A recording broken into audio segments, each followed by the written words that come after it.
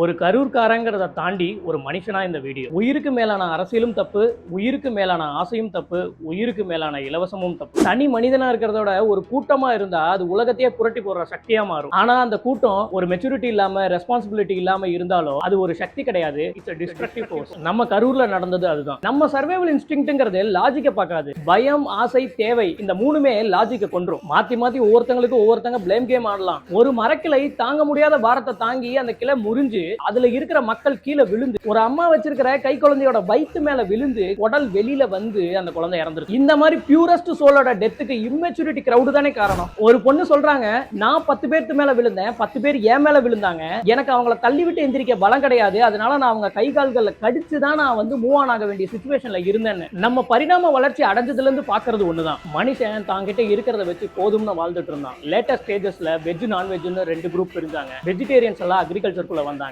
அக்ரிகல்ச்சருக்குள்ள வந்தப்ப கோதுமையை பயிரிட்டாங்க. அந்த கோதுமைக்கு தண்ணி அதிகமா தேவைப்பட்டது. பயிரிட்டவங்க கிட்ட போதுமான அளவு தண்ணி இல்ல. தண்ணிக்காக அடுத்தவங்களோட இடங்களை அடையிறதுக்கு மனுஷன் ஆசைப்பட்டான். இது பல போர்களுக்கும் நில ஆக்கிரமிப்புகளுக்கும் காரணமா இருந்தது. இந்த இடத்துல கோதுமை அவ்வளவு பெரிய ரோலை பிளே பண்ணிருக்கு. அதே மாதிரிதான் இந்த கூட்டத்துல அதீத ஆசையும் தனிமனித ஒழுக்கம் இல்லாம தன்னோட குடும்பத்து மேல அக்கறை இல்லாம போனதுதான் இந்த மாதிரி ஸ்டாம்ப் எடுக்க காரணம். அந்த கோதுமை மாதிரி சுயநலவாதியா இருக்க போறீங்களா, இல்ல உங்களோட அடுத்த ஜெனரேஷனுக்கு அன்பையும் ஒழுக்கத்தையும் கத்து கொடுத்துட்டு போறீங்களா?